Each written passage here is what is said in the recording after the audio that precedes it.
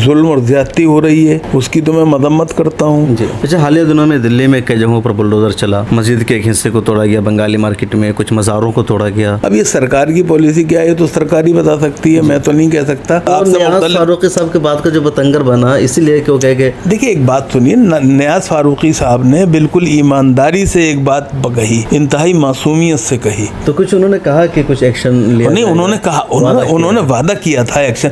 उन्होंने कहा आप मुझे इत्तला दीजिए अगर जहां मुतमईन ना हो। अस्सलाम वालेकुम रहमतुल्लाह। मेरे साथ आज बातचीत के लिए मौजूद है मारूफ दानिशवर पद्मश्री प्रोफेसर अख्तरुल वासी साहब।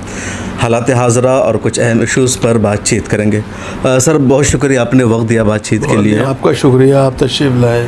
रमज़ान का महीना है और इस महीने में भी कई सारे ऐसे वाक़ात आए हैं जिससे मुसलमानों में बेचैनी पाई जा रही है। ख़ासतौर पर जब रमज़ान शुरू हुआ तो देखा गया कि जो मुसलमान अपने घरों में तरावी की नमाज़ अदा कर रहे थे उन पर भी पुलिस की तरफ से एक्शन लिया गया, केस दर्ज किया गया, नमाज़ नहीं पढ़ने दिया गया। नोएडा में भी एक जगह हुआ, मुरादाबाद में और कई जगहों पर। तो नमाज को पढ़ने से आखिर इतनी प्रॉब्लम क्यों हो रही है अब लोगों को? नहीं, देखिए दो सूरत हाल है। एक तो ये कि जुल्म और ज़्यादती जो है उसके वो नतीजा है इसका कि नमाज ना पढ़ी जाए। सिर्फ रमज़ान में नहीं, रमज़ान से पहले भी जगह जगह ये हुआ, लुलू मॉल में हुआ, लखनऊ में लेके स्टेशनों पे बास पे हुआ।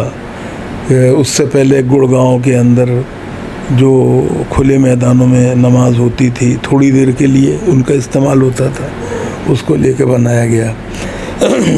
ये तो एक पहलू है और इसकी जितनी मजम्मत की जाए कम है। बुनियादी तौर पे वो बकौल अकबर इलाहाबादी के रकीबों ने रपट लिखवाई जा के थाने में कि अकबर नाम लेता है खुदा का इस ज़माने में। तो एक सूरत हाल तो वो है। दूसरे ये कि हमें भी ख़ुद एहतियात करनी चाहिए।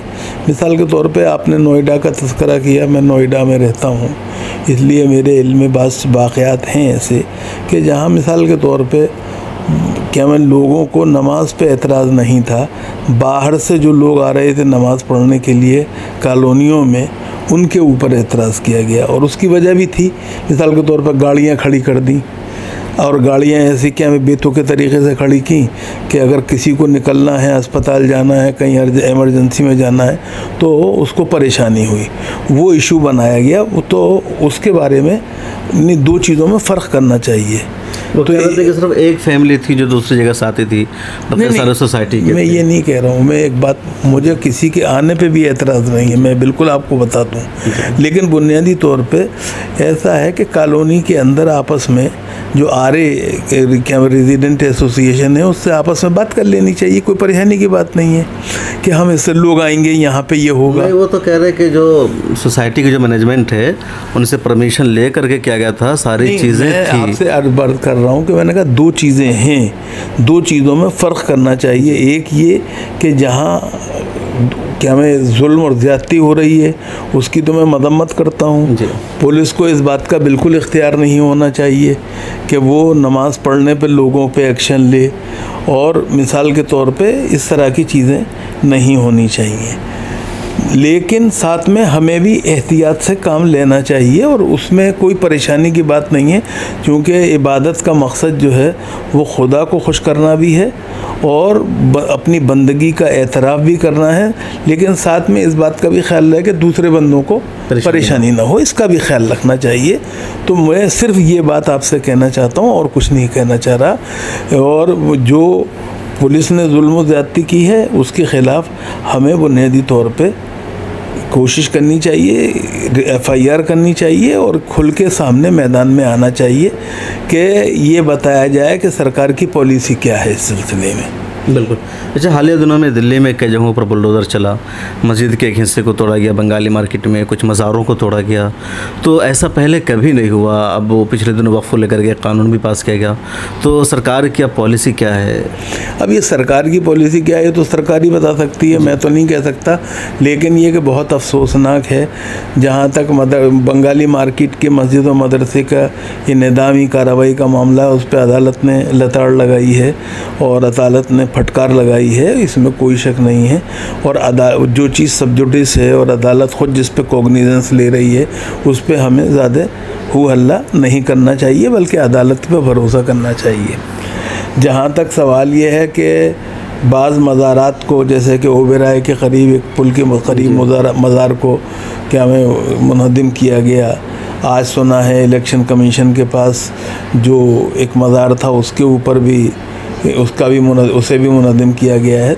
ये तमाम चीज़ें बहुत तकलीफ़ देह हैं और ये समझना चाहिए कि सवाल ये है कि हुकूमत जो है उसे अब तक तो वो घरों पे क्या बुलडोज़र चला रही थी, लेकिन अब क्या में मज़ारों पे भी चला रही है।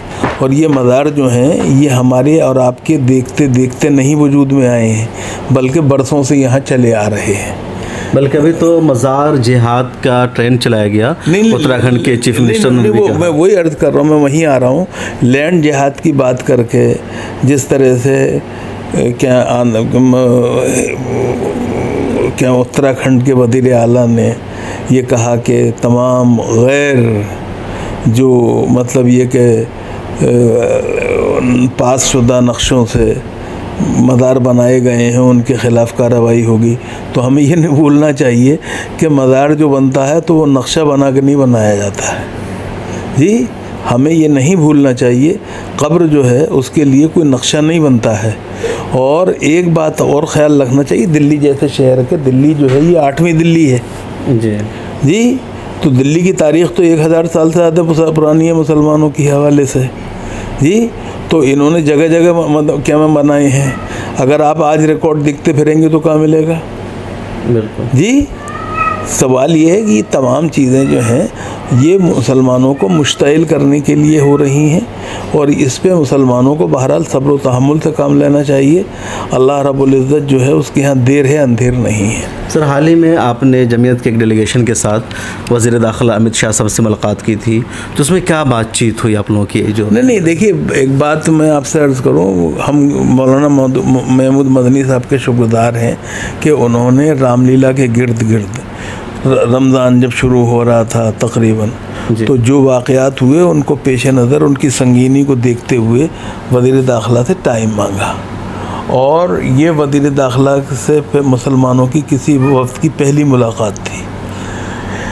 दिलचस्प बात यह है कि जो हम सब का परसेप्शन उनके बारे में था और जो उन्होंने अपना एक बना रखा है, उनके बारे में तासुर पाया जाता है जलसों पब्लिक मीटिंग्स में, उसके बिल्कुल बरक्स वो पेश आए वहाँ पर। इंतहाई शाइस्तगी से, इंतहाई क्या में मुहद्दब तरीक़े से, इंतहाई प्यार से उन्होंने बातें की भी और सुनी भी।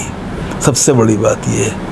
और ये दूसरी बात थी कि हम में से बहुत सौ ने उनसे इत्तफ़ाक़ नहीं किया, उन्होंने हमसे भी इत्तफ़ाक़ नहीं किया, लेकिन बहरहाल अपनी बात कही भी और हमारी सुनी भी। और हमारे वफ़द ने जो तकरीबन 16 अफराद पे मुश्तमिल था महमूद मदनी साहब की क़यादत में जी, उसने बहुत खुल के बातें की। 14 के करीब पॉइंट्स उनके सामने रखे, जिसके अंदर के मॉब लिंचिंग भी थी, जिसके अंदर के मौलाना कलीम सिद्दीकी और उमर गौतम का वाक़या भी था, दफ़ा 370 के हटने के बाद कश्मीर की सूरत हाल भी थी, और तमाम इसी तरह से जितने वाक़यात हैं मदरसों को लेके था। तो मकसद तमाम चीज़ों के ऊपर उनसे बात की गई और उन्होंने बात हमारी सुनी भी और उन्होंने हमसे ये कहा हम आपको बता दें, जिसकी वजह से एक तासुर ये पैदा हुआ कि वो बहरहाल जो नियाज़ फ़ारूक़ी साहब के बयान को लोगों ने बतंगड़ बनाना शुरू किया, कीड़े डालने शुरू किए। हमें ये नहीं भूलना चाहिए कि हम, ज़ाहिरी बात है कि वहाँ पे अगर वो हमसे शाइस्तगी से पेश आए तो हम बाहर निकल के ये कैसे कह देते कि वो हमारे साथ बरहम थे। ये एक सवाल ये है बुनियादी तौर पे। दूसरे उन्होंने ये कहा कि हमने जब नासिर का जुनैद का मसला किया, हिजाब का मसला आया, स्कॉलरशिप का मसला आया, ये सारे मसले वहाँ पे आए, तो उन्होंने हमसे ये कहा कि अगर नासिर और जुनैद वाले वाक़े के हवाले से बात हो रही थी तो उन्होंने कहा कि आप हमें जहाँ पर 302 की दफ़ा न लगाई जाए और केस न बनाया जाए, मुझे मुत्तला कीजिए, मैं आपको उस पर एक्शन भी लूँगा और जवाब भी दूँगा। सर, अभी आपने कहा कि अमित शाह बड़े अच्छे थे, नरम लबो लहजा मुलाकात की। वो तो हर एक लीडर की एक पर्सनल लाइफ होती है और एक बाहर की दुनिया होती है। जब स्टेज पर होते हैं तब वो, मैंने तो आपसे कहा कि हमारा परसेप्शन क्या था मैंने ये तो नहीं कहा आपसे कि हमारा परसेप्शन कोई दूसरा आपसे नियाज़ फारूकी साहब के बात का जो बतंगर बना इसीलिए क्यों कह के। देखिए एक बात सुनिए, नियाज़ फारूकी साहब ने बिल्कुल ईमानदारी से एक बात कही, इंतहाई मासूमियत से कही, एक बात का ख्याल रखना चाहिए।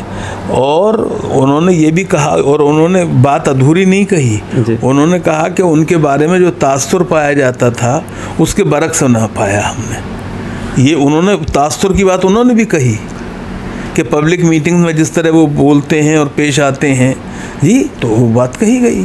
तो समाज पर तो पब्लिक मीटिंग की बात ही असरअंदाज होती है। नहीं, एक बात आप समझिए ना, तो हम कब कह रहे हैं कि आप हमारी बात मान लीजिए। ये बात नियाज़ साहब फारूकी उठाए कि जब आप गुफ्तगू करते हैं पब्लिक की रैली में, पब्लिक मीटिंग में, तो समाज का जो सोशल फैब्रिक है वो बिगड़ता है, आपस में रहने वाले आपस में। उनसे ये कहा गया कि आपकी खामोशी जो है, सरकार की खामोशी जो है, वो बुनियादी तौर पे परेशानी का सबब बनती है और लोगों में मायूसी का सबब बनती है। ये बात वादे तौर पे कही गई। तो कुछ उन्होंने कहा कि कुछ एक्शन लिया? नहीं, उन्होंने कहा, उन्होंने वादा किया था एक्शन। उन्होंने कहा आप मुझे इत्तला दीजिए अगर जहां मुतमईन ना हो, मैं जो बीजेपी रूल्ड स्टेट है वहाँ मेरी जिम्मेदारी है, और जहाँ दूसरी पार्टियों की हुकूमतें हैं वहाँ मैं उनको तवज्जो दिला सकता हूँ। रिजल्ट तो ऐसा नहीं लग रहा। मुलाकात के बाद मज़ार तोड़े जा रहे हैं, मस्जिदों पर एक बात आपने जगह जगह, मैंने आपसे कहा कि उनसे हमारा मुत्तफ़िक़ होना ज़रूरी नहीं है। ये बात मैंने कही, और उनका हमसे मुत्तफ़िक़ होना ज़रूरी नहीं है।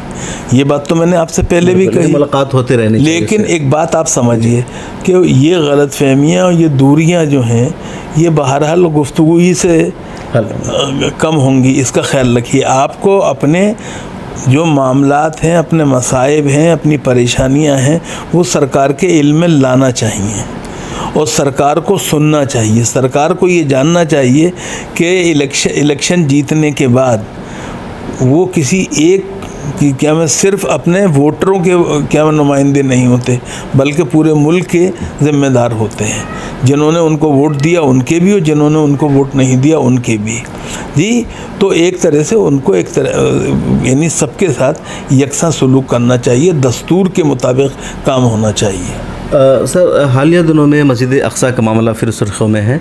पिछले कई सालों से जब रमज़ानुल मुबारक का महीना आता है तो नमाजियों को नमाज़ पढ़ने से रोका जाता है, उन पर इसराइल की पुलिस और आर्मी की तरफ से हमला किया जाता है। इसराइल आगे की प्लानिंग क्या है, उसकी चाहता क्या है, क्यों रोका जा रहा है नमाज़ों? नहीं, देखिए ऐसा है, इसराइल जो है वो ख़ुद उसके अंदरूनी मसाइल इतने गंभीर हो गए हैं। हमने देखा है कि इधर जो सरकारें बनी हैं, सरकारें गई हैं और सरकारें आई हैं, वो बुनियादी तौर पर परेशानी का सबब बनी हुई हैं ख़ुद अपने मुल्क के अंदर, और मुल्क के अंदर एक दूसरे से इख्तलाफात बहुत शदीद हैं। ऐसी सूरत हाल के अंदर और कोई रास्ता उन्हें नज़र नहीं आता कि उससे दुनिया की तवज्जो हटाने के लिए और ख़ुद अपने मुल्क में सूरत हाल को काबू में रखने के लिए फ़लस्तीनियों को निशाना बनाया जाए। और इसीलिए रमज़ान के महीने को ख़ास तौर से चुना जाता है। और दिलचस्प बात यह है कि 40 साल से कम उम्र के लोगों के दाखिले पर पाबंदी की बात की जाती है, जो कि बुनियादी तौर पर गलत है। इसलिए कि नमाज जो है वो जिस पर फ़र्ज़ है, वो औरत हो या मर्द हो, उसको आप जाने से रोक ही नहीं सकते हैं, और इस तरह से जो कुछ वो कर रहे हैं वो गलत है। इसमें एक बात और जो मुझे कहनी है वो ये, अफसोस की बात ये है कि कुछ मुस्लिम मुल्कों ने जो इज़राइल के आसपास बसे हुए हैं, जिनके जो इज़राइल को अब तक अपने लिए कैंसर बताते थे, उन्होंने इज़राइल से खैर सगाली का मामला किया है, उससे हाथ मिलाया है, उससे पेंगे बढ़ाई हैं। और ये हमने भी उस वक्त उसकी हिमायत की थी, ये सोच के कि शायद इसी तरह इज़राइल की फ़लस्तीनियों के लिए तलख़ी कम होगी। लेकिन सूरत हाल जो है ज़्यादा बिगड़ती नज़र आ रही है। ऐसी सूरत में उन मुसलमान मुल्कों को, ख़ास तौर से अरब मुल्कों को, इस सिलसिले में तवज्जो देनी चाहिए। खाली OIC का रेजोल्यूशन काफ़ी नहीं है। मैं फिर अर्ज़ कर रहा हूँ, आपको अमली तौर पे अपने असर और रसूख को इस्तेमाल करना चाहिए। एक नई दुनिया वजूद में आ रही है अब जो रूस के ज़वाल के बाद एक क़ुतबी दुनिया थी, जिसमें अमेरिका की एक तरह से अमलदारी थी, लेकिन आज वो भी टूटती नज़र आ रही है। आज चीन जो है वो सऊदी अरब और ईरान को करीब लाने में मददगार साबित हो रहा है जी, और ये बहुत गैर मामूली बात है। और सऊदी अरब जो है वो भी अपनी तेल की पॉलिसी जो है उसको बुनियादी तौर पे अमेरिका के ताबे नहीं बनाना चाहता। जी, ख़ुद यूरोप के अंदर भी अब एक नई सोच पैदा हो रही है जो फ्रांसीसी सदर के रूस के चेचीन के दौरे से हुई है, सामने आई है, जिसमें उन्होंने कहा है कि हम अमेरिका के हलीफ हो सकते हैं, उसके पैरोकार नहीं। ये सूरत हाल है। इस सूरत हाल में अरब मुल्कों को भी इसराइल के सही अपने रवैये पे नज़रसानी करनी चाहिए और सूरत हाल को बेहतर बनाने के लिए कोशिश करनी चाहिए। हमें एक बात मैं बार बार कहता रहा हूँ, फिर आपके ज़रिए कहना चाहता हूँ, दुनिया में उस वक्त तक अमन व अमान नहीं हो सकता कायम जब तक के मशरिक़ वस्ता में नहीं होता, और मशरिक़ वस्ता में अमन की बहाली उस वक्त तक मुमकिन नहीं है जब तक कि फ़लस्तीनियों को इंसाफ नहीं मिल जाता है। जिस तरह आज खबर आई कि खुसरू फाउंडेशन जिसको आप लोगों ने शुरू किया था उसके चेयरमैन के ओहदा से आपने इस्तीफ़ा दे दिया, ऐसी क्या वजह रही? नहीं, कोई वजह नहीं, उसकी ऐसी वो ख़ास वजह नहीं है।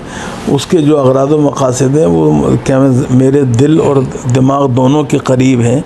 मैं उनसे हमेशा वाबस्ता रहा हूँ। हमारा जो फ़र्ज़ था और हमारा जो काम था वो ये था कि हम जो दूरियां पैदा हो रही हैं समाज के अंदर उन्हें क़ुर्बतों में बदलने की कोशिश करें, लेक्चर्स के ज़रिए, सेमिनार के ज़रिए, किताबों की इशाअत के ज़रिए, और वो काम हमने अल्हम्दुलिल्लाह किया। और आज जो है वो एक बात है, हर चीज़ का एक आपको मालूम है एक्सपायरी डेट होती है जी। तो एक आदमी को ख़ुद तय कर लेना चाहिए कि उसे कब किस चीज़ से हट जाना चाहिए और क्या में मौका देना चाहिए। मुझसे बेहतर लोग थे, मेरे सीनियर ले थे, सिराज कुरैशी साहब जो हैं, जो नए चेयरमैन हुए हैं, वो बुनियादी तौर पे मेरी मदद करते रहे। अब वक्त आया कि मैं उनकी मदद करूं, ऐसी कोई बात नहीं है। अब आप और कुछ क्या करने चाह रहे हैं? नहीं, मुझे कुछ नहीं, जो भी है अल्लाह रब्बुल इज़्ज़त जो चीज़ भी मेरे ज़िम्मे करेगा उसके लिए मैं तैयार हूँ। हाँ जी, बुनियादी तौर पे हमें काम करते रहना चाहिए और अल्लाह रब्बुल इज़्ज़त से एक ही दुआ है कि वो चलते हाथ पाँव अपने पास बुलाए, ईमान और सेहत के साथ बुलाए। नहीं, कौम और मिल्लत को भी ज़रूरत है आपकी, आपके रहनुमाई की। देखिए, ऐसा गालिब खस्ता के बग़ैर कौन से काम बंद हैं, कोई गलतफहमी मुझे नहीं है। लेकिन बहरहाल जिस तरह से मैं काम करता रहा हूँ, काम करता रहूँगा, जिस तरह लिखना का काम करता रहा हूँ लिखता रहूँगा, जिस तरह बोलने का काम करता रहा हूँ बोलता रहूँगा, और इसके लिए कोई तकल्लुफ़ से काम लेने की ज़रूरत मुझे नहीं है। आप जैसे दोस्त मौजूद हैं, आपके जैसे सोशल साइट्स में मौजूद हैं, तो मुझे अपनी बात कहने में कोई परेशानी नहीं है और लोगों तक पहुंचाने में भी। बहुत शुक्रिया। तो मेरे साथ थे मारूफ दानिश्वर प्रोफेसर अख्तर वासी साहब, जिन्होंने कई सारे इश्यूज़ पर अपने ख़यालात का इज़हार किया। आप क्या सोचते हैं कमेंट सेक्शन में ज़रूर लिखेगा। फिर मुलाकात होगी किसी और शख्सियत के साथ। अपना ख्याल रखें। मिल्लत टाइम्स को आपकी ज़रूरत है, हमारी आप माली मदद करें।